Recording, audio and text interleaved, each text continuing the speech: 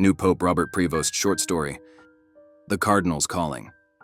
In the quiet of a Chicago winter 1955, Robert Francis Prevost was born to a devout family in Dolton, where the bells of St. Mary of the Assumption rang through the post-war boom.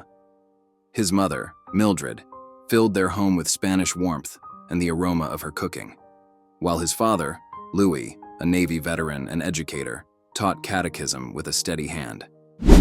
Young Robert, an altar boy with a knack for mathematics, felt the stirrings of a vocation early, not in grand visions, but in the simple rhythm of parish life.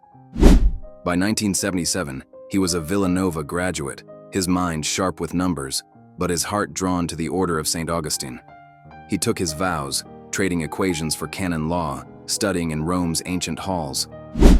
In 1985, Peru called, a rugged mission in Chulucanas, where dust clung to his robes, and the poor became his teachers.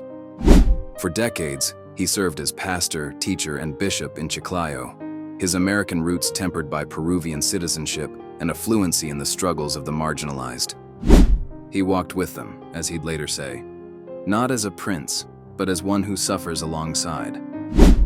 In 2023, Pope Francis summoned him to Rome, naming him prefect of the dicastery for bishops, a role that shaped the Church's future through the selection of its shepherds.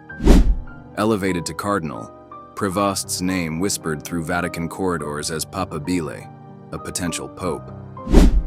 Yet, shadows lingered.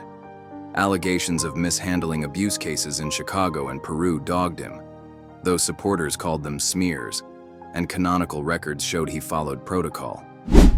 When Francis died in April 2025, the conclave gathered under the Sistine Chapel's frescoes.